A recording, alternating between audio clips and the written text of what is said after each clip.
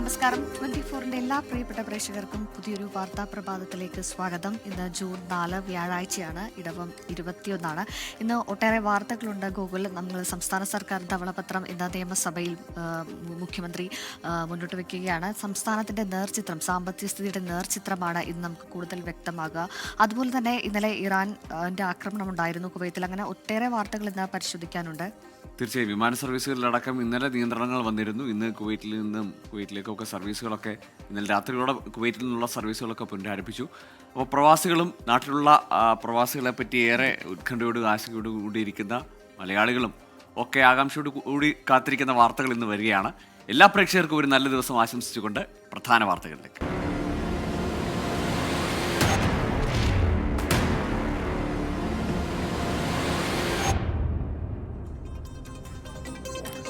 News breaks വിശദമായ റിപ്പോർട്ടുകളിലേക്ക് കടക്കുകയാണ്. ഇറാനെതിരെ യുദ്ധം ചെയ്യാൻ പ്രസിഡന്റ് ഡൊണാൾഡ് ട്രംപ് കോൺഗ്രസിന്റെ അനുമതി വാങ്ങണമെന്ന് ജനപ്രതിനിധി സഭയിൽ പ്രമേയം. 208-നെതിരെ 215 വോട്ടിന് പ്രമേയം പാസായി. ഡെമോക്രാറ്റിക് പാർട്ടിയുടെ പ്രമേയത്തെ 4 റിപ്പബ്ലിക്കൻ അംഗങ്ങൾ പിന്തുണച്ചു. അതിനിടെ കുവൈറ്റ് വിമാനത്താവളം ആക്രമിച്ചിട്ടില്ലെന്നും പതിച്ചത് അമേരിക്കയുടെ തന്നെ ലക്ഷ്യം തെറ്റിയ മിസൈലാണെന്നുമുള്ള വാദവുമായി ഇറാൻ രംഗത്തെത്തി. ഇന്നലെ വിമാനത്താവളത്തിൽ മിസൈൽ പതിച്ച് 3 മലയാളികൾ ഉൾപ്പെടെ പരിക്കേൽക്കുകയായിരുന്നു. ഒരു ഇന്ത്യക്കാരൻ കൊല്ലപ്പെടുകയും ചെയ്തിരുന്നു. വിമാനത്താവളത്തിലെ ആക്രമണത്തിന്റെ ദൃശ്യങ്ങൾ 24-ന് ലഭിച്ചു.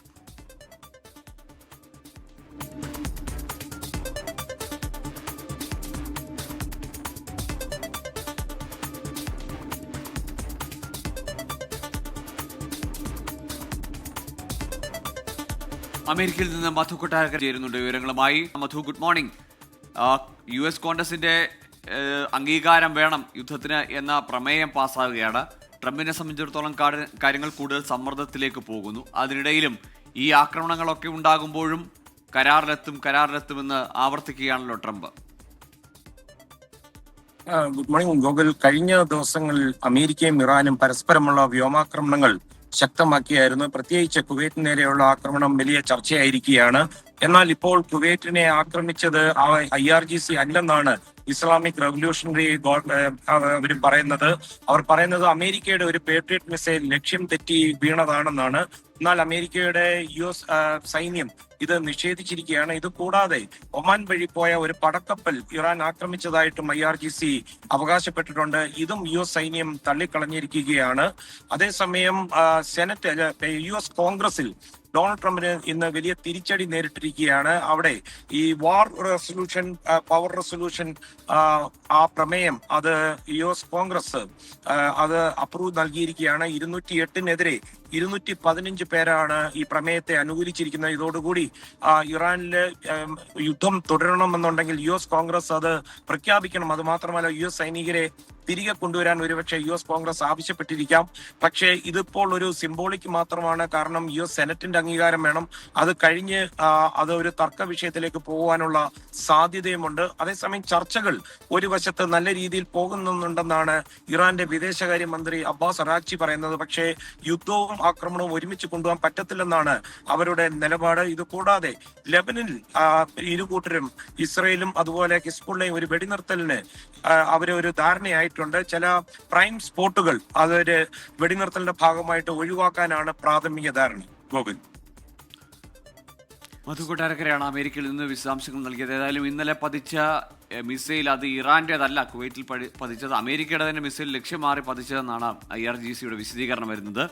തെക്കു പടിഞ്ഞാറൻ കാലവർഷം ഇന്ന് കേരളത്തിലെത്തിയേക്കും. വരുന്ന ഒരാഴ്ചക്കാലം സംസ്ഥാനത്തുടനീളം ശക്തമായ മഴയാണ് പ്രതീക്ഷിക്കുന്നത്. എല്ലാ ജില്ലകളിലും ഇന്ന് മഴ മുന്നറിയിപ്പുണ്ട്. ഗൂഗിൾ, നേരത്തെ നമ്മളിപ്പോൾ കഴിഞ്ഞ ദിവസങ്ങളൊക്കെ സ്കൂളൊക്കെ തുറക്കായിരുന്നു. മുൻ വർഷങ്ങളിലൊക്കെ തന്നെ കാലവർഷം ചിലപ്പോൾ നേരത്തെ എത്തുമായിരുന്നു. സ്കൂൾ തുറക്കുമ്പോൾ ഒപ്പം കാലവർഷത്തോടൊപ്പം മഴയും ഒക്കെ തന്നെ വരികയാണ്. പക്ഷേ ഇന്ന് കഴിഞ്ഞ ദിവസങ്ങളിലേക്ക് തന്നെ അല്പം വെയിലൊക്കെ തന്നെ ഉണ്ടായിരുന്നു. പക്ഷേ അതേ കാലവർഷം എത്തുകയാണ്. കൊച്ചിയിൽ നിന്ന് ലിഡിയ ജേക്കബ് മധ്യകേരളത്തിലെ വിവരങ്ങളുമായി, കോഴിക്കോട് നിന്ന് അനീഷ് ദേവസിയും മലബാറിലെ സാഹചര്യങ്ങളും വിശദീകരിക്കും. ആദ്യം നമുക്ക് ലിഡിയയിലേക്ക് പോകാം. ലിഡിയ, കാലവർഷം എത്തുമെന്ന മുന്നറിയിപ്പൊക്കെ തന്നെയുണ്ട്. എന്തൊക്കെയാണ് വിശദാംശങ്ങൾ? ഇപ്പോൾ ഏതെങ്കിലും രീതിയിൽ എവിടെയെങ്കിലും മഴ പെയ്യുന്ന ഒരു സാഹചര്യമൊക്കെ തന്നെയുണ്ടോ? സൂര്യ, എറണാകുളം ജില്ലയുടെ വിവിധ ഭാഗങ്ങളിൽ മഴയുണ്ട് എന്നുള്ളതാണ്. 2 ദിവസമായി ഒറ്റപ്പെട്ട ഇടങ്ങളിൽ മഴ പെയ്യുന്നുണ്ട്. അതോടൊപ്പം തന്നെ ഈ മധ്യ കേരളത്തിൽ ഉടനീളം ഓറഞ്ച് അലേർട്ടാണ് എന്നുള്ളതാണ്. പ്രത്യേകിച്ച് പ്രത്യേകിച്ച് കോട്ടയം, ഇടുക്കി, ആലപ്പുഴ ജില്ലകളിൽ ഓറഞ്ച് അലേർട്ടാണ് എന്നുള്ളതാണ്. വിവിധ ഇടങ്ങളിൽ അതിശക്തമായിട്ടുള്ള മഴ പെയ്യുന്നുണ്ട്. ഒറ്റപ്പെട്ട ഇടങ്ങളിൽ കാറ്റും അതിന്റെ കാര്യങ്ങളുമൊക്കെ പെയ്യുന്നുണ്ട് എന്നുള്ളതാണ്. ജില്ലാ ഭരണകൂടം അടക്കം വിവിധ ഇടങ്ങളിൽ ജാഗ്രതാ നിർദ്ദേശം നൽകിയിട്ടുണ്ട്, മുന്നറിയിപ്പുകൾ നൽകിയിട്ടുണ്ട്. പ്രത്യേകിച്ച് തീരപ്രദേശത്ത് താമസിക്കുന്നവർ ജാഗ്രത പാലിക്കണം. ശക്തമായിട്ടുള്ള കാറ്റിനും കാര്യങ്ങൾക്കും സാധ്യതയുണ്ട്. അതോടൊപ്പം തന്നെ ഈ മലയോര മേഖലകളിൽ താമസിക്കുന്ന ആളുകൾ കൂടി ഈ മലവെള്ളപ്പാച്ചിലൊപ്പം ഉരുൾപൊട്ടൽ അതുപോലെയുള്ള ദുരന്തങ്ങൾ ഉണ്ടാവാൻ സാധ്യതയുള്ള അത്തരത്തിലുള്ള മേഖലകളിൽ താമസിച്ചിരിക്കുന്നവർ ജാഗ്രത പാലിക്കണം. ഈ ജില്ലാ ഭരണകൂടത്തിന്റെ നിർദ്ദേശങ്ങൾ അനുസരിച്ച് മാറി താമസിക്കണം എന്നടക്കമുള്ളതാണ് കേന്ദ്ര കാലാവസ്ഥാ വകുപ്പ് നൽകുന്ന നിർദ്ദേശങ്ങൾ. എന്തായാലും 2 ദിവസമായി ഒറ്റപ്പെട്ട സമയങ്ങളിൽ മഴ ശക്തമായി പെയ്തുകൊണ്ടിരിക്കുകയാണ്. വിവിധ സ്ഥലങ്ങളിൽ മഴ ശക്തമായി പെയ്തുകൊണ്ടിരിക്കുകയാണ്. ഇപ്പോൾ എറണാകുളം നഗരത്തിന്റെ വിവിധ ഭാഗങ്ങളിൽ മഴ ശക്തമാണ്. പ്രത്യേകിച്ച് എറണാകുളം ജില്ലയെ സംബന്ധിച്ചിടത്തോളം, എറണാകുളം നഗരത്തെ സംബന്ധിച്ചിടത്തോളം ചെറിയ മഴ പെയ്താൽ തന്നെ പല സ്ഥലങ്ങളിലും വെള്ളക്കെട്ടുണ്ടാകുന്ന ഒരു സാഹചര്യമുണ്ട്. ആ ഒരു സാഹചര്യങ്ങളിൽ എല്ലാവരും തന്നെ ജാഗ്രത പാലിക്കണം. എറണാകുളം നഗരത്തിലടക്കമുള്ളവർ ജാഗ്രത പാലിക്കണം എന്നുള്ളതാണ്. അതോടൊപ്പം തന്നെയാണ് ഈ മലയോര മേഖലകളിലും തീരപ്രദേശങ്ങളിലും ഉള്ളവർ ജാഗ്രത പാലിക്കണം എന്നുള്ളതാണ്. പ്രത്യേകിച്ച് ഈ ശക്തമായ കാറ്റിൽ നാശനഷ്ടങ്ങൾ ഉണ്ടാകാനുള്ള സാധ്യതയുണ്ട്. അതുകൊണ്ട് തന്നെ ആ ഒരു കാര്യത്തിലും ഈ മരങ്ങൾ പൊട്ടി വീണും അതുപോലെ തന്നെ വൈദ്യുതി പോസ്റ്റുകൾ പൊട്ടി വീണും നാശനഷ്ടം ഉണ്ടാകാനും കൂടുതൽ അപകടങ്ങൾ ഉണ്ടാകാനുമുള്ള ഒരു സാഹചര്യത്തിൽ അതിന്റെ ജാഗ്രത കൂടി പാലിക്കണമെന്ന് കൂടി കേന്ദ്ര കാലാവസ്ഥാ വകുപ്പ് നിർദ്ദേശം നൽകുന്നുണ്ട്. ജില്ലാ ഭരണകൂടം നിർദ്ദേശം നൽകുന്നുണ്ട്. അത്തരത്തിൽ ജാഗ്രത പാലിക്കണമെന്ന നിർദ്ദേശമാണ് നൽകുന്നത്. ലിഡിയ, ഒപ്പം തന്നെ പല ജില്ലകളിലെയും പ്രധാനപ്പെട്ട എറണാകുളത്തെ അതുപോലെ തന്നെ വൈപ്പിൻ അതുപോലെയുള്ള സ്ഥലങ്ങളിലൊക്കെ തന്നെ കടൽക്ഷോഭങ്ങൾ രൂക്ഷമാവുന്ന ഒരു സാഹചര്യം കഴിഞ്ഞ വർഷങ്ങളിലൊക്കെ തന്നെ ഉണ്ടായിരുന്നു. ഇതിനെ പ്രതിരോധിക്കുന്നതിനായിട്ടുള്ള എന്തെങ്കിലും മുൻകരുതലുകൾ ജില്ലാ ഭരണകൂടത്തിന്റെ ഭാഗത്തുനിന്നോ സംസ്ഥാന ഭരണകൂടത്തിന്റെ ഭാഗത്തുനിന്നോ ഒക്കെ തന്നെ തയ്യാറാക്കിയിട്ടുണ്ടോ?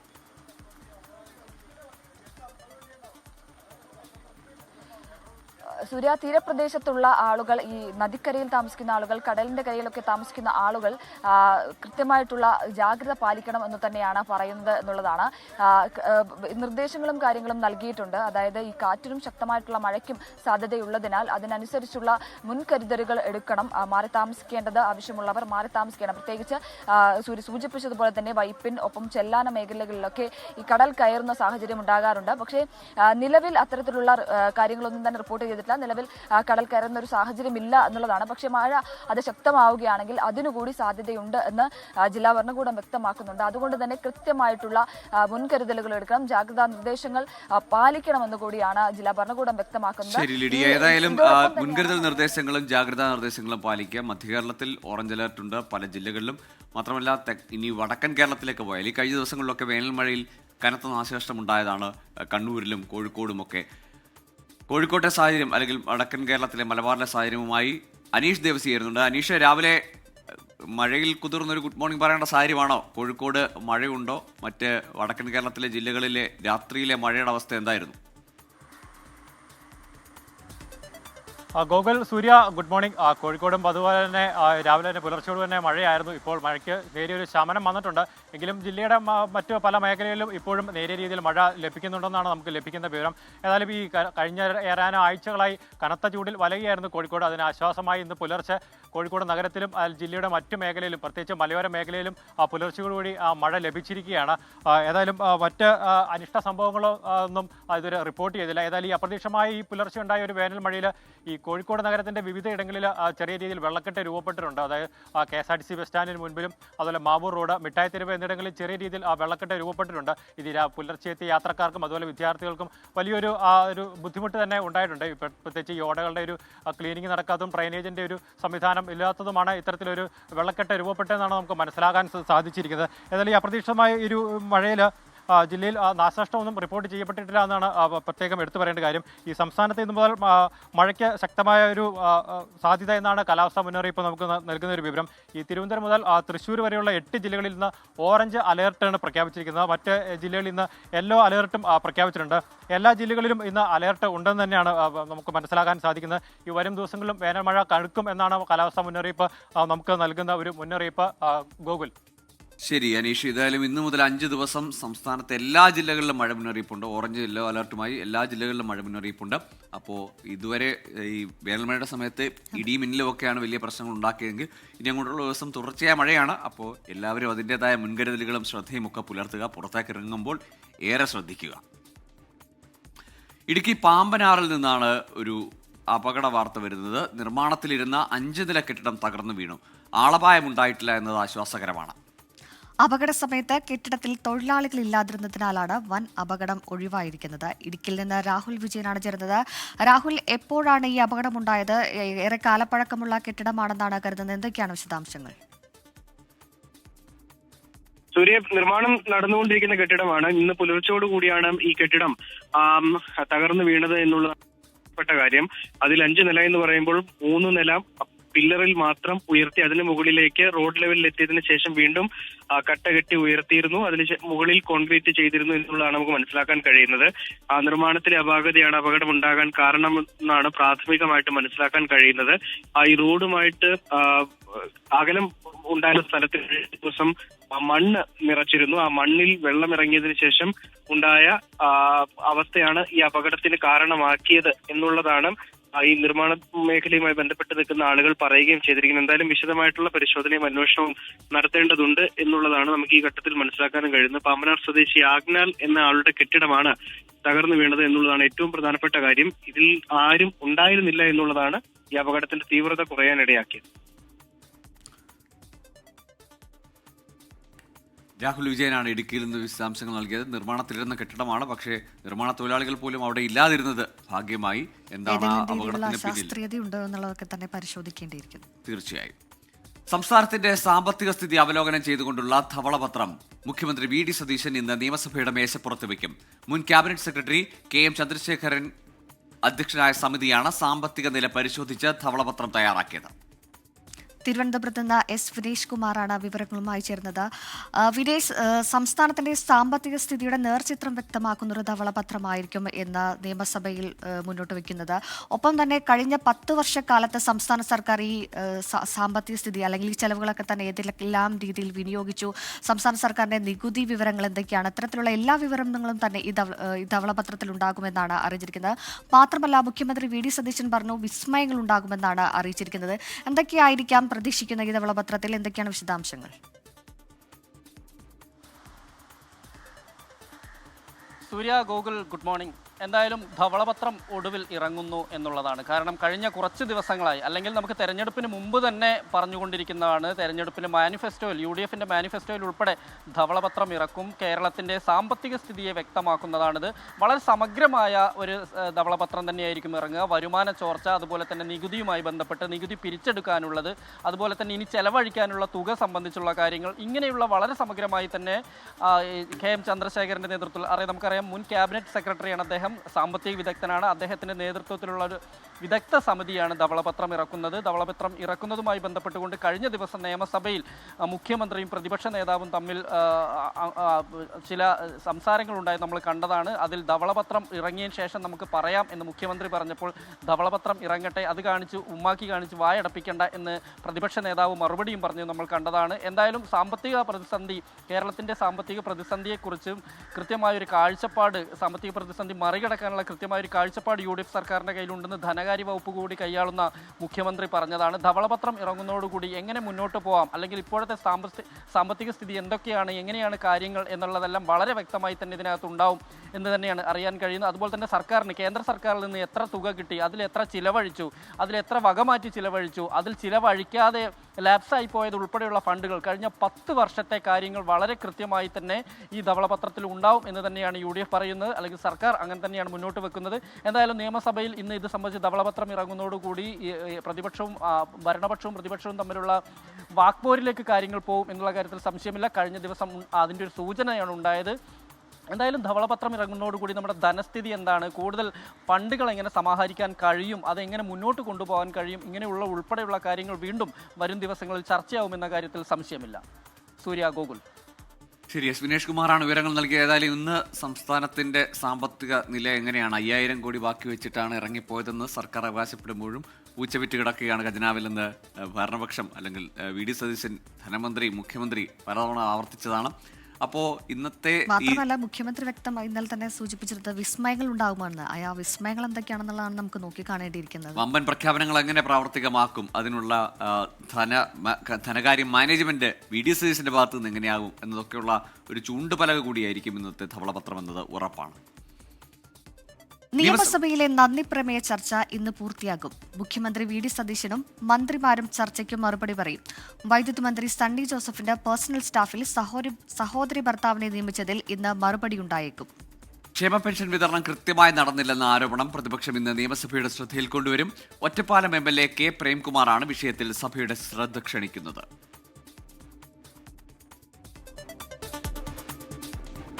ഹൈക്കോടതിയിലെ ഗവൺമെന്റ് പ്ലീഡർമാരെ നിയമിക്കുന്നതിൽ ഇന്ന് മന്ത്രിസഭായോഗം തീരുമാനമെടുക്കും. പുതിയ പ്ലീഡർമാരെ നിയോഗിക്കാത്തത് സർക്കാരിന്റെ കേസ് നടത്തിപ്പിനെ ബാധിച്ചിരിക്കുന്ന സാഹചര്യത്തിൽ ഇന്ന് തീരുമാനമുണ്ടാകും.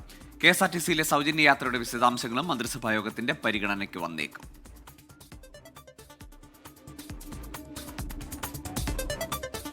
ഗൂഗിളിൽ നിന്ന് നമ്മൾ മറ്റൊരു റിപ്പോർട്ടിലേക്കാണ് പോകുന്നത്.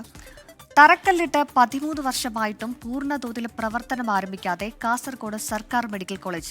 നിലവിലുള്ള സൗകര്യം ഉപയോഗിച്ച് ആദ്യ ബാച്ച് MBBS വിദ്യാർത്ഥികൾ പഠിക്കുന്നുണ്ടെങ്കിലും മെച്ചപ്പെട്ട ചികിത്സ ലഭിക്കേണ്ട ആശുപത്രി ഇനിയും പ്രവർത്തനം ആരംഭിച്ചിട്ടില്ല. നിയമവ്യവഹാരങ്ങളുടെ കുരുക്കിൽപ്പെട്ട് നിർമ്മാണ പ്രവർത്തനങ്ങൾ നീണ്ടുപോവുകയായിരുന്നുവെന്ന ന്യായവാദങ്ങൾ നിരത്തുമ്പോഴും ചികിത്സാ സൗകര്യം ലഭിക്കാതിരിക്കാൻ ജനങ്ങൾ എന്ത് പിഴച്ചുവെന്ന ചോദ്യമാണ് ഉയരുന്നത്.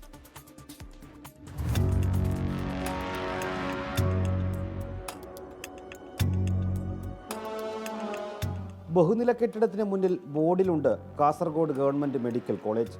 ലഭിക്കുന്ന സേവനമാകട്ടെ OP വിഭാഗത്തിൻ്റേതു മാത്രം. ന്യൂറോ വിഭാഗം ഉൾപ്പെടെ ഡോക്ടർമാരുണ്ടെങ്കിലും അത്യാവശ്യം വേണ്ടുന്ന സൗകര്യങ്ങളൊന്നുമില്ല. കോവിഡ് കാലത്തുൾപ്പെടെ കാസർഗോഡിൻ്റെ ചികിത്സാ പരിമിതി ഏറെ ചർച്ചയായിരുന്നു. എന്നിട്ടും ആശുപത്രി കെട്ടിടം വേഗത്തിൽ പണി പൂർത്തിയാക്കി തുറന്നുകൊടുക്കാൻ അധികൃതർക്കായില്ല. അസ്ഥികൂടം കണക്കെ ആശുപത്രി ബ്ലോക്കിനുള്ള കെട്ടിടം എല്ലാത്തിനും സാക്ഷിയായി ഉക്കിനെടുക്കയിലുണ്ട്. ഇത് കാസർഗോട്ടെ ജനങ്ങളുടെ ഏറ്റവും വലിയൊരു സ്വപ്ന പദ്ധതിയാണ്. എത്രയോ ആളുകൾ ഇപ്പോൾ നിങ്ങളിവിടെ കണ്ടിട്ടുണ്ടാകും. OPയിൽ വന്ന് തിരിച്ചു പോകുന്ന എത്രയോ ആളുകൾ. അവർക്കൊരു കിടത്തി ചികിത്സ എത്രയും പെട്ടെന്ന് ആരംഭിക്കണമെന്നാണ് സമരസമിതിക്ക് വേണ്ടി ഞങ്ങൾക്ക് അഭ്യർത്ഥിക്കാനുള്ളത്. മെഡിക്കൽ കോളേജിൽ കിടത്തി ചികിത്സാ സൗകര്യമില്ലെങ്കിലും വേഗത്തിൽ MBBS പഠനം ആരംഭിച്ചിട്ടുണ്ട്. 200 കിടക്കകളുള്ള ആശുപത്രി സൗകര്യം വേണമെന്നതിനാൽ അധികൃതർക്ക് കാസർഗോഡ് ജനറൽ ആശുപത്രിയുടെ സൗകര്യങ്ങളാണ് NMCക്ക് മുന്നിൽ കാണിക്കേണ്ടി വന്നത്. എത്ര കാലം ഈ രീതിയിൽ മുന്നോട്ട് പോകുമെന്ന ചോദ്യമാണ് കാസർഗോട്ടുകാർ ഒരേ ശബ്ദത്തിൽ ഉന്നയിക്കുന്നത്. എൻഡോസൾഫാൻ മേഖല ഈ പ്രദേശത്തിൻ്റെ ആൾക്കാർ പാവപ്പെട്ടവരാണ്. അപ്പോൾ ഇങ്ങോട്ട് മംഗലാപുരം പോന്നു, ഇങ്ങോട്ട് പെരിയാരം പോന്നു. അപ്പോൾ നാട്ടുകാർ എന്ന നിലയ്ക്ക് ഇത് 10 വർഷമായിട്ട് ജനങ്ങൾക്ക് പ്രയോജനം കിട്ടിയില്ല. ഇനിയെങ്കിലും നമുക്ക് ഇതിൻ്റെ പ്രയോജനം കിട്ടണം. എന്താ പറഞ്ഞെങ്കിൽ ഇത്ര ഒരു നല്ല മെഡിക്കൽ കോളേജ് കാസർഗോഡ് ജില്ലയിൽ വന്നിട്ട് ജനങ്ങൾക്ക് ഇതിൻ്റെ പ്രയോജനം കിട്ടിയെന്ന് പറഞ്ഞാൽ വലിയ മോശമാണ്. അതായത് കൊണ്ട് ഇനിയുള്ള ദിവസം ഈ പാവപ്പെട്ടവർക്ക് ഇതിൻ്റെ എല്ലാ സേവനവും കൊടുക്കാൻ വേണ്ടിയിട്ട് എൻ്റെ സർക്കാരിൻ്റെ ഭാഗത്തുനിന്ന് എല്ലാ പ്രവർത്തനം നടത്തണം. ഇപ്പോൾ മെഡിക്കൽ കോളേജിൻ്റെ OP വിഭാഗം ഉൾപ്പെടെ പ്രവർത്തിക്കുന്നത് ഭരണവിഭാഗം കെട്ടിടത്തിലാണ്. കഴിഞ്ഞ ഉമ്മൻചാണ്ടി സർക്കാരിൻ്റെ കാലത്താണ് കാസർഗോഡിൻ്റെ ആരോഗ്യരംഗത്തെ പരിമിതികൾ മനസ്സിലാക്കി മെഡിക്കൽ കോളേജ് പ്രഖ്യാപിച്ചത്. നിലവിൽ സിവിൽ ഇലക്ട്രിക്കൽ പ്രവൃത്തികളുടെ കരാർ ഉൾപ്പെടെ മാറ്റി നൽകിയിട്ടുണ്ട്. ഈ സർക്കാരിൻ്റെ കാലത്തെങ്കിലും മെഡിക്കൽ കോളേജ് ആശുപത്രി കെട്ടിടത്തിൻ്റെ നിർമ്മാണം പൂർത്തിയാകുമോ എന്നാണ് ഇനി അറിയേണ്ടത്. എൻഡോസൾഫാൻ ദുരിതബാധിത മേഖല എന്ന പരിഗണന കൂടി നൽകിക്കൊണ്ടാണ് കാസർഗോഡ് ഉക്കിനെടുക്കയിൽ ഗവൺമെൻറ് മെഡിക്കൽ കോളേജ് പ്രഖ്യാപിക്കപ്പെട്ടത്. 10 വർഷം കഴിയുമ്പോഴും അതിൻ്റെ ആശുപത്രി കെട്ടിടത്തിൻ്റെ നിർമ്മാണം അനന്തമായി നീളുകയാണ്. ഈ സർക്കാരിൻ്റെ കാലത്തെങ്കിലും അത് പൂർത്തിയായി തുറന്നു കൊടുക്കുമെന്നാണ് കാസർഗോഡുകാർ ഒരേ ശബ്ദത്തിൽ ചോദിക്കുന്നത്. ഉക്കിനെടുക്കയിൽ നിന്നും ക്യാമറമാൻ വിനോദ് മേലിലേക്കൊപ്പം പ്രദീപ് നാരായണൻ, 24.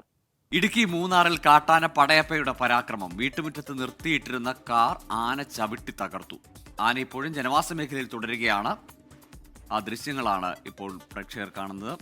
പടയപ്പ ഇടുക്കിയിലും മൂന്നാറിലും സ്ഥിരം കാഴ്ചയാണെങ്കിൽ പോലും ഇടയ്ക്കിടെ അക്രമാസക്തമാകാറുണ്ട്. ഇപ്പോൾ വീട്ടുമുറ്റത്ത് കിടന്ന കാറാണ് ചവിട്ടി തകർത്താൻ. മാത്രമല്ല ഇപ്പോഴും ജനവാസ മേഖലയിൽ ആന തുടരുകയാണെന്നൊരു റിപ്പോർട്ട് കൂടി പുറത്തു വരുന്നുണ്ട്. കുറച്ചധികം നാളുകളായി പടയപ്പയുടെ ആക്രമണമൊന്നും തന്നെ ആ മേഖലയിൽ ഇല്ലാതിരിക്കുകയായിരുന്നു. വീണ്ടും പടയപ്പ തിരിച്ചെത്തിയിരിക്കുകയാണ്. ആ വീട്ടുമുറ്റത്ത് നിർത്തിയിട്ടിരുന്ന കാറാണ് ആന ആക്രമിച്ച് തകർത്തിരിക്കുന്നത്. ആനയെ അവിടെ നിന്ന് തുരത്താനായിട്ടുള്ള ശ്രമങ്ങളൊക്കെ തന്നെ നടക്കുന്നുണ്ടോ എന്ന് ഇനി നിരീക്ഷിക്കേണ്ടിയിരിക്കുന്നു. വനംവകുപ്പിന്റെ ഭാഗത്തു നിന്നുള്ള നടപടികൾ എന്തൊക്കെയാണ് എന്നുള്ളതടക്കം തന്നെ നമുക്ക് നോക്കിക്കാണേണ്ടിയിരിക്കുന്നു.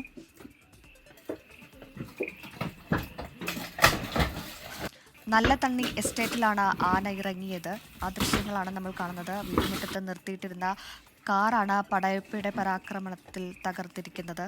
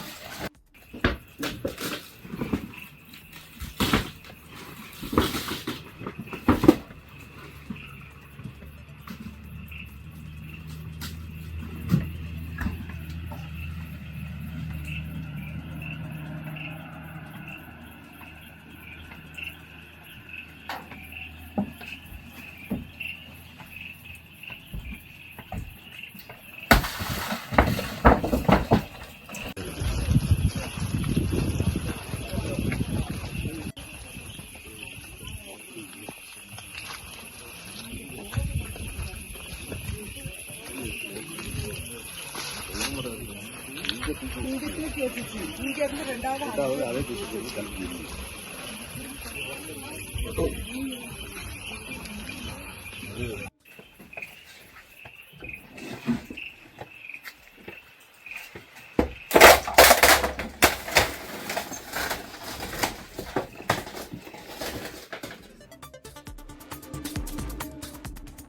ഭീതിപ്പെടുത്തുന്ന ദൃശ്യങ്ങളാണ് വന്നത്. ഭാഗ്യത്തിന് മാത്രമാണ് അതിൽ ആളുണ്ടാകാതിരുന്നത്. തൃണമൂൽ കോൺഗ്രസിലെ പിളർപ്പ് പാർലമെന്റിലും പാർട്ടിയെ ബാധിച്ചേക്കും. ഭൂരിപക്ഷം ലോക്സഭാ എംപിമാരും വിമത പക്ഷത്തെന്ന് സൂചന. 29 ലോക്സഭ എംപിമാരിൽ മമതയ്ക്കൊപ്പം ഒരാൾ മാത്രമാണ്. പ്രശ്നപരിഹാരത്തിനായി ചർച്ചകൾ ആരംഭിച്ചിരിക്കുകയാണ്. ബൽറാം നെടുങ്ങാടി വിശദാംശങ്ങളുമായി ഡൽഹിയിൽ നിന്നുണ്ട്. ബൽറാം, ഇന്നലെ തന്നെ ഈ മമത ഒരു അടിയന്തര യോഗങ്ങളൊക്കെ തന്നെ ചേർത്തിരിക്കുന്നു, വിമത എംഎൽഎമാരെയൊക്കെ തന്നെ ഒപ്പം നിർത്താനായിട്ട്. എന്തൊക്കെയാണ് പുതിയ വിശദാംശങ്ങൾ? തൃണമൂൽ കോൺഗ്രസിന്റെ നിയമസഭാ കക്ഷിയിൽ വലിയ പിളർപ്പുണ്ടായിരിക്കുന്നു. 3-2 പേരും വിമത പക്ഷത്ത് മാറിയിരിക്കുന്നു. അതുകൊണ്ട് തന്നെ വിമത വിഭാഗത്തിൽ നിന്ന് നേതാവ് ഋതബ്രത ബാനർജിയെ പ്രതിപക്ഷ നേതാവായി തിരഞ്ഞെടുക്കുന്നതടക്കമുള്ള അപ്രതീക്ഷിതമായ നടപടികൾ അല്ലെങ്കിൽ പൊട്ടിത്തെറിയാണ് തൃണമൂൽ കോൺഗ്രസിൽ ഉണ്ടായത്. എന്നാൽ ഈ ഒരു പിളർപ്പ് അത് പാർലമെന്റിലും പാർട്ടിയെ ബാധിക്കുന്ന സാഹചര്യമാണ് ഇപ്പോൾ ഉണ്ടായിരിക്കുന്നത്. ഈ സംഭവങ്ങൾക്ക് പിന്നാലെ മമതയോടൊപ്പം എത്തിയത് തൃണമൂൽ കോൺഗ്രസിന്റെ 29 ലോക്സഭാംഗങ്ങളിൽ ഒരാൾ മാത്രം, കല്യാൺ ബാനർജി മാത്രമാണ് മമതയോടൊപ്പം ഈ ഒരു ഘട്ടത്തിലും ഉറച്ചു നിൽക്കുന്നത് എന്നത് തന്നെയാണ് ഏറ്റവും ശ്രദ്ധേയം. ഒപ്പം തന്നെ 13 രാജ്യസഭാംഗങ്ങളിൽ ഡെറിക് ഒബ്രൈൻ അടക്കമുള്ള 5 പേർ മാത്രമാണ് മമതയോടൊപ്പം ഈ ഒരു പ്രതിസന്ധി ഘട്ടത്തിൽ ഉറച്ചു നിൽക്കുന്നത്. ഇത് പാർലമെന്റിൽ ഏത് തരത്തിലായിരിക്കും പാർട്ടിയെ ബാധിക്കുക എന്നുള്ളത് നിർണായകമായിരിക്കും. പ്രത്യേകിച്ച് ഈ ബാക്കിയുള്ള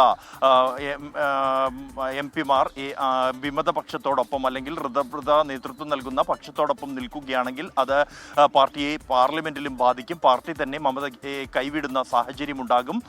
എന്നാൽ ഈ പ്രശ്നങ്ങൾ പരിഹരിക്കുന്നതിനായി എംപിമാരുമായി ഡെറിക് ഒബ്രൈന്റെ നേതൃത്വത്തിൽ ചർച്ചകൾ ആരംഭിച്ചു കഴിഞ്ഞിട്ടുണ്ട്. പ്രധാനമായും ലോക്സഭ, രാജ്യസഭ എംപിമാരുമായാണ് ഡെറിക് ഒബ്രൈൻ സംസാരിക്കുന്നത്. ആശയവിനിമയം നടത്തിയ ബഹുഭൂരിഭാഗം അംഗങ്ങളും അറിയിക്കുന്നത് മമതാ ബാനർജിയുമായി തങ്ങൾക്ക് എതിർപ്പില്ല, മമതയെ പൂർണ്ണമായും അംഗീകരിക്കാൻ തയ്യാറാണ്, മമതാ ബാനർജിയാണ് തങ്ങളുടെ നേതാവ്. എന്നാൽ അഭിഷേക് ബാനർജിയെ ഒരു തരത്തിലും അംഗീകരിക്കാൻ കഴിയില്ല എന്നുള്ളതാണ്. അഭിഷേക് ബാനർജിയുടെ നേതൃത്വവും ഒപ്പം തന്നെ അദ്ദേഹം കൊണ്ടുവന്ന തെരഞ്ഞെടുപ്പ് ഏജൻസിയായ ഐപാക്കിന്റെ പ്രവർത്തനവും അവരുടെ ഇടപെടലുകളും അംഗീകരിക്കാൻ കഴിയില്ല എന്നുള്ളതാണ് ഭൂരിഭാഗം എംപിമാരും ഒപ്പം തന്നെ MLA-മാരും വിമത നേതാക്കൾ അടക്കമുള്ള MLA-മാരും അറിയിച്ചിരിക്കുന്നത്. മമതയോട് എതിർപ്പില്ലെങ്കിലും അഭിഷേകിനെ മാറ്റി നിർത്തുക എന്ന ലക്ഷ്യമാണ് ഈ ഒരു വിമത വിഭാഗത്തിനുള്ളത് എന്നുമാണ് നിലവിൽ ലഭ്യമാകുന്ന വിവരം. മമതാ ബാനർജി ഇതിനോട് എങ്ങനെ പ്രതികരിക്കും എന്നുള്ളത് ഏറെ നിർണായകമാകും. അഭിഷേകിനെ ഒഴിവാക്കി മാറ്റി നിർത്തിക്കൊണ്ട് വിമതപക്ഷത്ത് പോയവരെ കൂടി ചേർത്ത് നിർത്താൻ കഴിഞ്ഞാൽ പാർട്ടിയെ മമതയ്ക്ക് സംരക്ഷിക്കാൻ കഴിയും. എന്നാൽ അത്തരത്തിലൊരു തീരുമാനത്തിലേക്ക് മമത പോകുമോ അല്ലെങ്കിൽ തുറന്ന ഒരു യുദ്ധത്തിലേക്ക് കടക്കുമോ എന്നുള്ളത് ഈ ഒരു ഘട്ടത്തിലും വ്യക്തമല്ല. എന്തായാലും ഈ പ്രശ്നപരിഹാരത്തിനായി ചർച്ചകൾ ആരംഭിച്ചു കഴിഞ്ഞിരിക്കുന്നു ഈ ഒരു ഘട്ടത്തിൽ എന്നുള്ളത് തന്നെയാണ് ഏറ്റവും നിർണായകം. ആദ്യഘട്ടത്തിൽ ഇപ്പോൾ എംപിമാരുമായാണ് സംസാരിക്കുന്നത്. അവരുടെ നിലപാടുകൾ ഏറെ നിർണായകമാകും. പ്രത്യേകിച്ച് പാർലമെന്റ് സമ്മേളനം ആരംഭിക്കുമ്പോൾ ഈ വിമതപക്ഷം മറ്റൊരു വിഭാഗമായി തന്നെ മാറി നിൽക്കാൻ തീരുമാനിച്ചാൽ മമതയുടെ ദേശീയ തലത്തിലുള്ള ഇടപെടലിനെ പോലും അത് ബാധിക്കും. നിലവിലിപ്പോൾ ഇന്ത്യ സഖ്യത്തിന്റെ യോഗത്തിലാണ് മമത ആത്മവിശ്വാസം അർപ്പിച്ചിരിക്കുന്നത്. ആ ഒരു സാഹചര്യം പോലും തകരുന്ന നിലയിലേക്ക് കാര്യങ്ങൾ കടക്കും. എംപിമാരും വിമതപക്ഷത്തേക്ക് മാറുകയാണെങ്കിൽ എന്തായാലും ചർച്ചകൾ സജീവമായി തന്നെ പുരോഗമിച്ചുകൊണ്ടിരിക്കുകയാണ്. ശരി, ബൽറാം നെടുങ്ങാടിയാണ് ഡൽഹിയിൽ നിന്ന് വിശദാംശങ്ങൾ നൽകിയിരിക്കുന്നത്. വിമത MLA-മാരെ ഒപ്പം എത്തിക്കാനുള്ള നീക്കങ്ങൾ ഡൽഹിയിൽ മമതയുടെ ഭാഗത്തു നിന്നുള്ള നീക്കങ്ങളൊക്കെ തന്നെ ആരംഭിച്ചിരിക്കുകയാണ്. എംപിമാരും ഇനി ഏത് രീതിയിലുള്ള നിലപാട് സ്വീകരിക്കും എന്നുള്ളതാണ് ഏറ്റവും നിർണായകമായി TMCക്ക് മുന്നിലുള്ളത്. CJP രാഷ്ട്രീയ പാർട്ടിയായി രജിസ്റ്റർ ചെയ്ത കാര്യത്തിൽ തീരുമാനമെടുത്തിട്ടില്ലെന്ന് മുഖ്യവക്താവ് സൗരവ് ദാസ് 24-നോട്. അത്തരം കാര്യങ്ങൾ പിന്നീട് തീരുമാനിക്കും. നിലവിൽ വിദ്യാഭ്യാസ മന്ത്രി ധർമ്മേന്ദ്ര പ്രധാൻ രാജിവെക്കണമെന്ന ഒറ്റ ആവശ്യമാണ് ഉന്നയിക്കുന്നതെന്നും സൗരവ് ദാസ് 24-നോട് പറഞ്ഞു. CJPയുടെ മുഖ്യ വക്താവ് സൗരവ് ദാസ് ചേരുകയാണ് 24-നൊപ്പം. Not a registered organisation, so on behalf of which organisation you will request for a protest? No, this is a movement. ये कॉकरोच जनता पार्टी है. It's a movement. Do you have any future plan to register it as a political party or any other organization? नहीं, ऐसा कुछ अभी हम लोग का plan नहीं है. अभी हम लोग का फोकस यही है कि ये जो स्टूडेंट्स को लेके इतना प्रॉब्लम हो रहा है, 1 करोड़ लोग है, 1 crore people are have been affected, students, their lives are destroyed. So somebody has to talk about that. So our current focus is seeking accountability of the education minister, and he has to resign.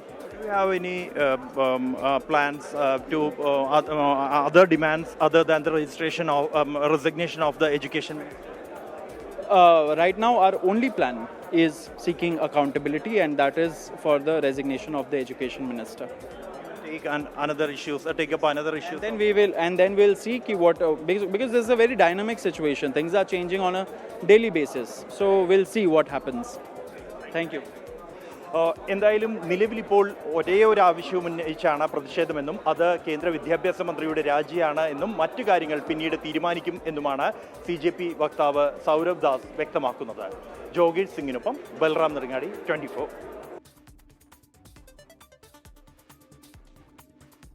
പ്രതിപക്ഷ ഉപനേതൃസ്ഥാനം നൽകാനാവില്ലെന്ന് CPIM വ്യക്തമാക്കിയ സാഹചര്യത്തിൽ നിലപാട് തീരുമാനിക്കാൻ CPI സംസ്ഥാന secretariat ഇന്ന് ചേരും. ഉപനേതാവ് സ്ഥാനം ലഭിച്ചേ തീരുവെന്ന് പ്രഖ്യാപിച്ച ശേഷം ലഭിക്കാതെ വരുമ്പോൾ എങ്ങനെ പാർട്ടിയുടെ മുഖം രക്ഷിക്കാമെന്നത് യോഗത്തിൽ ചർച്ചയാകും. വിനേഷ് കുമാറിന്റെ തിരുവനന്തപുരത്ത് നിന്ന് വിവരങ്ങളുമായി. വിനേഷ്, ഇന്നലെ AKG സെന്ററിൽ നടത്തിയ ഇരു സെക്രട്ടറിമാരും തമ്മിലുള്ള കൂടിക്കാഴ്ചയ്ക്ക് ശേഷം ഒട്ടും തൃപ്തികരമല്ലാത്ത പ്രതികരണമാണ് ബിനോയ് വിശ്വത്തിന്റെ ഭാഗത്തു നിന്നുണ്ടായത്. കീഴ്വഴക്കങ്ങളൊക്കെ മാറണമെന്ന് പറയുമ്പോൾ പോലും അതിനൊരു സാധ്യത എത്രത്തോളമുണ്ട്? മാത്രമല്ല, ഇങ്ങനെ പരസ്യമായി പറഞ്ഞിട്ട് കിട്ടാതെ വന്നാൽ അതിൻ്റെ നാണക്കേട് ഉണ്ടാകുമോ? അല്ലെങ്കിൽ ആ നാണക്കേട് പാർട്ടിയിൽ ബിനോയ് വിശ്വത്തിനെതിരെ ഒരു പ്രതികരണത്തിന് ഉള്ളിൽ ഒരു ചർച്ചയ്ക്ക് വഴിവെക്കുമോ?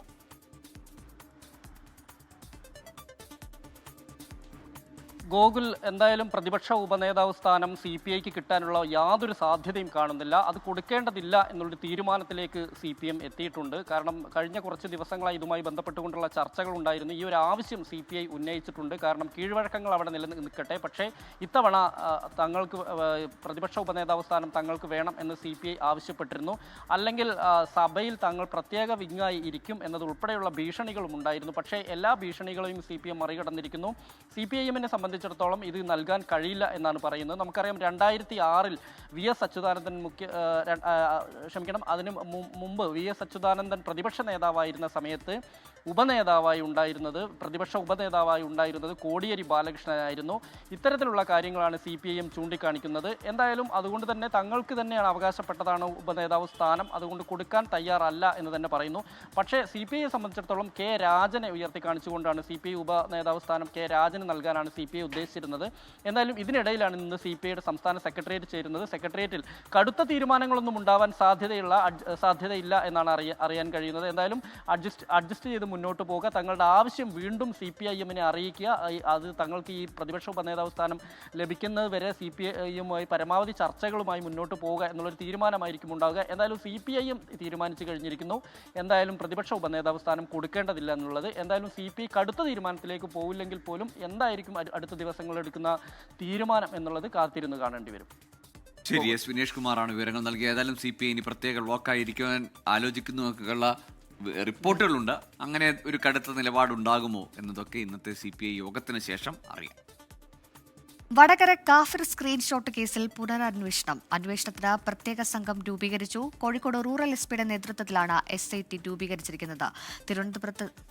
കോഴിക്കോട് നിന്ന് വിശദാംശങ്ങളുമായി അനീഷ് ദേവസ്യ ചേരുകയാണ്. അനീഷ്, 2024 ലോക്സഭാ തെരഞ്ഞെടുപ്പുമായി ബന്ധപ്പെട്ടാണ് ഈ വിവാദങ്ങളൊക്കെ തന്നെ വരുന്നത്. അത് വലിയ രീതിയിൽ തന്നെ ഒരു അന്വേഷണത്തിനൊക്കെ തന്നെ നേരത്തെ രൂപീകരിച്ചിരുന്നു. ആ അന്വേഷണം എങ്ങും എത്തിയില്ല, അല്ലെങ്കിൽ യാതൊരു വിധത്തിലുള്ള തെളിവുകളൊന്നും തന്നെ കണ്ടെത്താത്ത സാഹചര്യത്തിലാണ് വീണ്ടും ഒരു പുനരന്വേഷണത്തിന് സാധ്യത തെളിഞ്ഞിരിക്കുന്നത്. പ്രത്യേക സംഘത്തെ രൂപീകരിച്ചിരിക്കുകയാണ്. എന്തൊക്കെയാണ് വിശദാംശങ്ങൾ?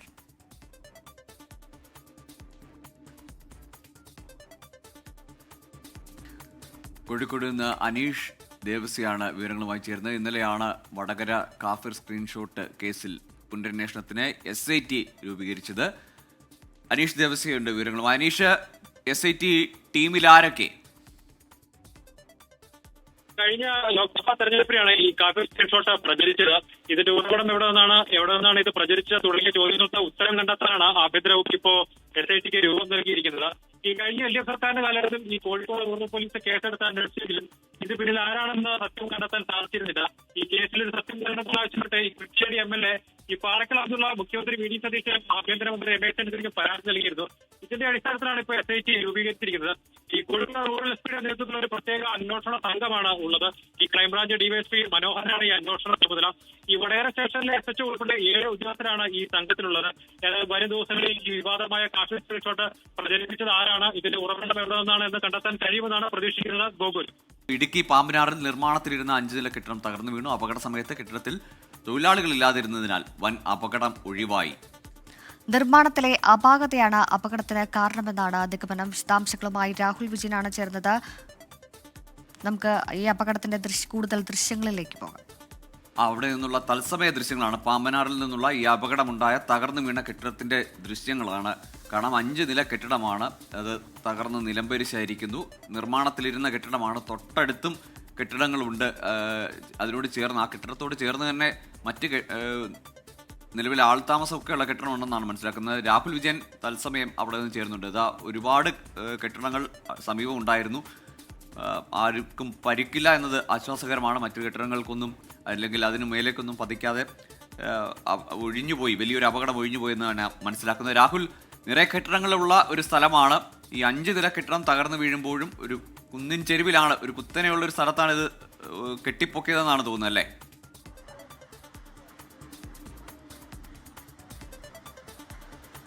ഗൂഗിൾ സാധാരണ ഇവിടെ നിർമ്മിക്കുന്ന തരത്തിലുള്ള വിധത്തിലുള്ള പ്രദേശങ്ങളിലാണ് ഈ കെട്ടിടം നിർമ്മിച്ചത് എന്നുള്ളതാണ് പ്രധാനപ്പെട്ട കാര്യം. അതിൽ മാറ്റമൊന്നുമില്ല. പക്ഷേ ഈ അപകടം അത് ഈ നിർമ്മാണത്തിലെ അപാകത തന്നെ ആയിരിക്കാനാണ് സാധ്യത എന്നുള്ളതാണ് മനസ്സിലാക്കാനും കഴിയും. നമ്മൾ ഈ ദൃശ്യങ്ങളിൽ കാണുന്ന പോലെ തന്നെ അതിന്റെ തീവ്രത, അതിന്റെ ഭീകരത എത്രത്തോളം ഉണ്ട് എന്നുള്ളത് ആ ദൃശ്യങ്ങൾ കണ്ട് മനസ്സിലാക്കാൻ സാധിക്കുന്നതാണ്. കാരണം ആ കെട്ടിടം ആ റോഡ് സൈഡിനോട് ചേർന്നുള്ള ഒരു കെട്ടിടമായിരുന്നു. ആ മണ്ണൊക്കെ എടുത്തിട്ടിരിക്കും, നമുക്കത് കാണുകയും ചെയ്യാം. അതിനോട് ചേർന്ന് ആ തൊട്ട് താഴെ മറ്റ് കെട്ടിടങ്ങളുണ്ട്. ആ ഒരു വീട് അത്ഭുതകരമായി ആ വീട്ടിലുണ്ടായിരുന്നവർ രക്ഷപ്പെട്ടു, അല്ലെങ്കിൽ വീടിന് അകത്തേക്ക് ഈ അവശിഷ്ടങ്ങൾ വന്ന് പതിച്ചില്ല എന്നുള്ളത് അത്ഭുതകരമായിട്ട് തന്നെ നമ്മൾ കാണേണ്ടതുണ്ട്. അത്രത്തോളം വലിയൊരു അപകടം ഒഴിവായി പോയി എന്ന് വേണം പറയാൻ. കാരണം അതിന് തൊട്ട് ചേർന്ന് മറ്റ് കെട്ടിടങ്ങളുണ്ട്. അതിനോട് ഇരുവശങ്ങളിലും ആ കെട്ടിടങ്ങൾ ഉള്ളതാണ്. ഒരു വീട്, അത് ആ പച്ച നിറത്തിലുള്ള വീട് കാണുന്നുണ്ട് എന്നുള്ളതാണ് ഞാൻ മനസ്സിലാക്കാൻ കഴിയുന്നത്. ആ വീട്ടിൽ ആളുകൾ ഉണ്ടായിരുന്നതാണ്, ആളുകൾ കിടന്നുറങ്ങിക്കൊണ്ടിരുന്ന വീടാണ്. അതിന് തൊട്ട് ചേർന്ന് കാണുന്ന വേറൊരു ഫർണിച്ചർ ഷോപ്പാണെന്ന് മനസ്സിലാക്കുന്നു. ആ കെട്ടിടത്തിനോട് ചേർന്നും നിരവധി ആളുകൾ താമസിക്കുന്ന മുറികൾ ഉൾപ്പെടെയുണ്ട്. അതിന്റെ സൈഡ് ഭാഗം ഉൾപ്പെടെ ഇടിഞ്ഞും വലിയ തരത്തിൽ ആശങ്ക ഉണ്ടാക്കുന്ന വിധത്തിലാണ് നിലവിൽ ഇപ്പോൾ ഈ കെട്ടിടത്തിന്റെ അവശിഷ്ടങ്ങൾ കിടക്കുകയും ചെയ്യുന്നത്. എന്തായാലും ഈ കെട്ടിടത്തിനുള്ളിൽ ആളുണ്ടായിരുന്നില്ല എന്നത് മാത്രമാണ് ആശ്വാസകരം. പക്ഷേ അതിന് തൊട്ട് ചേർന്നുണ്ടായിരുന്ന വീടുകൾക്കും അതുപോലെ തന്നെ കെട്ടിടങ്ങൾക്കും സ്വാഭാവികമായിട്ടും ബലക്ഷയം സംഭവിച്ചിട്ടുണ്ടാകാം, അല്ലെങ്കിൽ കേടുപാട് സംഭവിച്ചിട്ടുണ്ടാകാം എന്നുള്ളതാണ് നമുക്ക് ഈ കാണുമ്പോൾ മനസ്സിലാക്കാനും കഴിയുന്നത്. എന്തായാലും വലിയ തരത്തിലുള്ളൊരു അപകടം. 5 നില കെട്ടിടമാണ്. അത് താഴെ നിന്ന് ഫില്ലറിൽ കെട്ടി ഉയർത്തി റോഡ് ലെവലിൽ 3 നിലയുണ്ടായിരുന്നു. റോഡ് ലെവലിൽ നിന്ന് വീണ്ടും 2 നില കൂടി മുകളിലേക്ക് ഉയർത്തിയിട്ടുണ്ടായിരുന്നു. ഒരുപക്ഷെ ഏതെങ്കിലും തരത്തിൽ ഇതിന്റെ നിർമ്മാണത്തിലുണ്ടായ അപാകത തന്നെയായിരിക്കാം അപകടത്തിന് കാരണമെന്ന് നിസ്സംശയം പറയാനും കഴിയും. ഇതിന് റോഡ് സൈഡിലോട് ചേർന്നുള്ള പ്രദേശമുണ്ട്. റോഡും ഈ കെട്ടിടവും തമ്മിൽ ഏകദേശം 10 മീറ്ററിനടുത്ത് അകലമുണ്ടായിരുന്നു. അതിന് ഇടയിൽ ഒരു ഗർത്തം പോലെ ഉണ്ടായിരുന്നു. അവിടെ കഴിഞ്ഞ ദിവസമാണ് മണ്ണിട്ട് ഫില്ല് ചെയ്ത് അത് ലെവലാക്കുകയും ചെയ്ത്, റോഡ് ലെവലിൽ തന്നെ ആക്കുകയും ചെയ്തത്. എന്നാൽ ആ മണ്ണിലേക്ക് വെള്ളം ഇറങ്ങി ഇത് തള്ളിപ്പോയതാണ് എന്നുള്ളൊരു വാദമൊക്കെ ഉയർന്നു വരുന്നുണ്ട്. പക്ഷെ അത് എത്രത്തോളം ശരിയാണ് എന്നുള്ളത് പരിശോധിക്കുക തന്നെ ചെയ്യേണ്ടതുണ്ട്. എന്തായാലും പുതിയൊരു കെട്ടിടമാണ്, പഴയ കെട്ടിടമല്ല, കാലപ്പഴക്കം കൊണ്ട് ഇടിഞ്ഞു പൊളിഞ്ഞു വീണതല്ല. നിർമ്മാണം നടന്നുകൊണ്ടിരുന്ന കെട്ടിടമാണ്. അതിന്റെ 4 നിലകൾ പൂർണ്ണമായിട്ടും കഴിഞ്ഞിരുന്നു, അല്ലെങ്കിൽ 5 നിലകളും പൂർണ്ണമായിട്ടും വാർത്തു വരെ കഴിഞ്ഞിരുന്നതാണ് ആ കെട്ടിടമാണ്. കട്ട കെട്ടി തിരിച്ചു മറച്ചിരുന്നില്ല എന്ന് മാത്രമാണ്. ആ കെട്ടിടമാണ് ഇടിഞ്ഞ് വീണത് എന്ന് പറയുമ്പോൾ അതിന്റെ അടിത്തറ എത്രത്തോളം ബലമുണ്ടായിരുന്നതാണ്, അല്ലെങ്കിൽ ഇതിന്റെ നിർമ്മാണത്തിൽ എത്രത്തോളം വീഴ്ച വരുത്തിയിട്ടുണ്ട് ഇതിന്റെ കോൺട്രാക്ടർ എന്ന് വേണമെങ്കിൽ സംശയിക്കാവുന്നതാണ്. കാരണം ഇതിന്റെ ഇരുമ്പ് കമ്പികളൊക്കെ അതൊക്കെ പൊടിഞ്ഞ് ഈ കോൺക്രീറ്റിന്റെ അവശിഷ്ടങ്ങൾക്കിടയിൽ അതിങ്ങനെ തെളിഞ്ഞു നിൽക്കുകയാണ്. കാണുമ്പോൾ തന്നെ അത് അത്ര ശരിയായ രീതിയിൽ അതിന്റെ നിർമ്മാണം നടത്തിയത് എന്ന് തോന്നിപ്പിക്കുന്ന വിധമാണ് നമുക്ക് മനസ്സിലാകുന്നത്. ചേട്ടാ ഈ നാട്ടുകാരനാണോ? ഇല്ല, ഒരു 5-8 മാസമേ ഉള്ളൂ. ഇവിടുത്തെ ഉള്ള ആളെ ഇതിന്റെ നിർമ്മാണം ഏറ്റെടുത്തിരുന്ന അറിയാം? ഇതായി തൊട്ടടുത്ത ഈ വീടിന്റെ കെട്ടിടത്തിന് തൊട്ടപ്പുറത്തുള്ളൂ. അദ്ദേഹത്തിനില്ല, വേറൊരു കക്ഷിയുടെ. ആ കക്ഷികൾ ഇവിടെ ഇപ്പം ഇല്ല, നിലവിലില്ല. അതൊരു മരണത്തിനായിട്ട് തിരുനെൽവേലിയിൽ പോയിരിക്കുക. ഈ തൊട്ടടുത്തൊക്കെ അത് വീട്ടിലൊക്കെ ആൾക്കാർ താമസമുണ്ടായിരുന്നു. അവർക്ക് ഇറങ്ങാൻ വയ്യാതൊക്കെ വലിയ ബുദ്ധിമുട്ടായിരുന്നു. ഞങ്ങൾ നടത്തുന്ന കട അതെ, ആ കടയ്ക്കകത്ത് സാധനങ്ങൾ ഒത്തിരി പോയായിരുന്നു. പിന്നെ ഏതായാലും അവർ ലോഡ് വരാനുള്ളതുകൊണ്ടേ അവരവിടെ പിള്ളേരെല്ലാം ഇവിടെ ഉണ്ടായിരുന്നു. അതിന്റെ സൈഡ് ഇടിഞ്ഞിരിക്കുകയാണ്, വലിയ ആശങ്കയുണ്ടല്ലേ? എന്തോ ആ സാധനങ്ങളൊക്കെ തുറന്ന് കിടക്കുന്നത് ഞങ്ങളുടെ കടയ്ക്കകത്ത് ആ മൂലയുണ്ടാകുന്ന സാധനങ്ങൾ. എന്തായാലും ഈ കാണുന്ന പോലെ താഴെ ആ വീട്ടിലുള്ള ആളുകളുണ്ട്. രാഹുൽ, തൊട്ടടുത്ത കടകളിലെ സാധനങ്ങൾ നഷ്ടമായി അല്ലെങ്കിൽ അവർക്ക് നാശനഷ്ടം ഉണ്ടായി എന്നാണ് മനസ്സിലാക്കുന്നത് ഈ കെട്ടിടം ഇടിഞ്ഞു വീണ്. അതിന് സൈഡിൽ വെച്ചിരുന്ന സാധനങ്ങൾ താഴേക്ക് പോയി എന്നുള്ളതാണ് മനസ്സിലാക്കാൻ കഴിയുന്നത്. അതിനുള്ളിലുള്ള സാധനങ്ങളൊന്നും പോയിട്ടില്ല. അതിനോട് ചേർന്ന് വെച്ചിരുന്ന കുറച്ച് സാധനങ്ങൾ താഴേക്ക് ആ മണ്ണിനോടൊപ്പം പതിച്ചിട്ടുണ്ട്. അതിനപ്പുറത്തേക്ക് ഇതിന് ചേർന്ന് കഴിഞ്ഞ ദിവസം ഈ കെട്ടിൽ വലിയൊരു കെട്ടുണ്ടായിരുന്നു, കരിങ്കല്ല് കെട്ടി ഈ കോൺക്രീറ്റിനോട് ചേർന്ന്, ഈ കെട്ടിടത്തിനോട് ചേർന്ന ഒരു വലിയ കെട്ടായിരുന്നു, കുഴിയായിരുന്നു. അവിടെ മണ്ണിട്ട് നിറച്ചിരുന്നു. ആ മണ്ണ് ഇനിയും ഊർന്നു വരാനുള്ള സാധ്യതയുണ്ട്. അതിന്റെ ഒരു ആശങ്ക സ്വാഭാവികമായിട്ടും ഇവിടെ താമസിക്കുന്ന ആളുകൾക്കുണ്ട് എന്നുള്ളതാണ് അവർ പറയുകയും ചെയ്യുന്നത്. കാരണം വലിയ അളവിൽ ആ മണ്ണ് ഫില്ല് ചെയ്തിരിക്കുന്നതാണ്. അല്ലേടാ? തീർച്ചയായും രാഹുൽ, ഏതായാലും വലിയ അപകടമാണ് തലനാരിഴയ്ക്ക് ഒഴിവായത്. അപ്പോഴും വലിയ നഷ്ടമുണ്ടാകുന്നു. 5 നില കെട്ടിടമാണ്, സ്ട്രക്ചർ പൂർത്തിയായ കെട്ടിടമാണ് അപ്പാടെ നിലം പതിച്ചത്. തൊട്ടടുത്തുള്ള കെട്ടിടങ്ങളിലേക്കൊന്നും വീണില്ല, അല്ലെങ്കിൽ ആർക്കും ആളപായമുണ്ടായില്ല എന്നത് ഭാഗ്യം. മറ്റൊരു റിപ്പോർട്ടിലേക്ക്. ആധുനിക ജീവിതത്തിന്റെ ഭാഗമായിരിക്കുകയാണ് സ്ട്രെസ്. പ്രായഭേദമന്യേ എനിക്ക് സ്ട്രെസ്സാണെന്ന് പറയുന്നവരുടെ എണ്ണം കൂടി വരികയാണ്. എങ്ങനെ ഈ സമ്മർദ്ദത്തെ പടിക്ക് പുറത്തു നിർത്താമെന്ന് ചിന്തിക്കുകയാണ് 24 MMC നടത്തുന്ന വെബിനാർ. സ്ട്രെസ് കുറച്ച് സന്തോഷത്തോടെ ജീവിക്കാനുള്ള വഴി പറഞ്ഞു തരുന്നത് കൊച്ചി VPS ലേക്ക് ഷോർ ഹോസ്പിറ്റലിലെ മാനസികാരോഗ്യ വിദഗ്ധൻ ഡോക്ടർ സേവ്യർ PJ. ഈ സൗജന്യ വെബിനാറിൽ പ്രേക്ഷകർക്ക് ലോകത്തെവിടെ നിന്നും പങ്കുചേരാം. നിങ്ങളുടെ സംശയങ്ങൾക്ക് ഡോക്ടർ മറുപടി നൽകും. നാളെ വൈകുന്നേരം 5 മണിക്കാണ് വെബിനാർ. പങ്കെടുക്കാനായി തന്നിരിക്കുന്ന QR കോഡ് സ്കാൻ ചെയ്ത് ഇന്ന് തന്നെ രജിസ്റ്റർ ചെയ്യുക. ഇതോടെ ന്യൂസ് ബ്രേക്സ് പൂർണ്ണമാവുകയാണ്.